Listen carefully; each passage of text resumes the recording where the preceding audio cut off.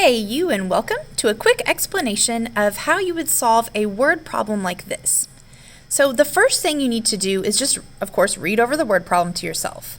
And then I always need to reread it. That's just me. It takes me a little while to process it. And then I'm going to look for some key vocabulary words. Luckily, this one ends with a nice key vocab word here that says, what is the greatest? So here's my key word I'm going to look at, the word greatest.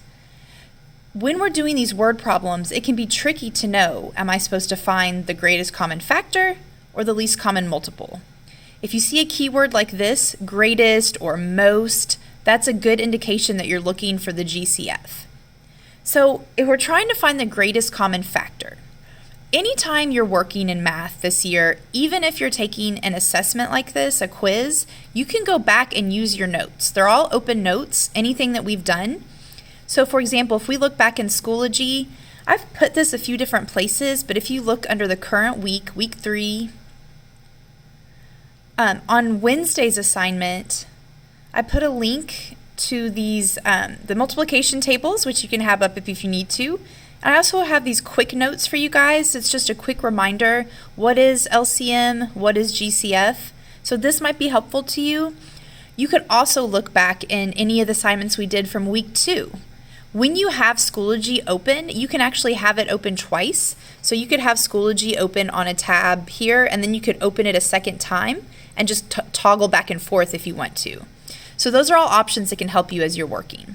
So if we look at our quick notes here, it reminds us that GCF is the largest number that is a common divisor, meaning the largest number that goes into both numbers. So let's go back to what we're working on. So in order to solve this, we would just need to start listing the factors of 36 to start. Well, 1 is a factor of 36. When I'm using Cami, I can always just pop in some text here and type. So I'm just going to list here 1 is a factor of 36, because 1 times 36 is 36, okay? 2 is a factor of 36.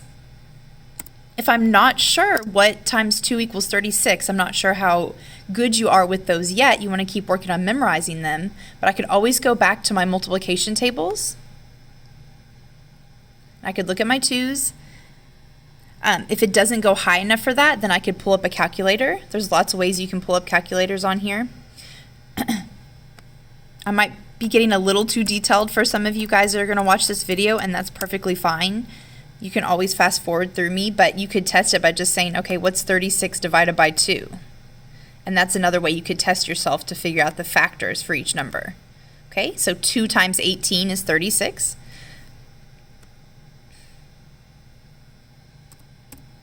Okay, then I could do the same. Okay, so does 3 go into 36? So if I don't have that memorized, of course I want to make sure to be working on that. I can go back to my multiplication tables and look and see, okay, 3 times 12 equals 36.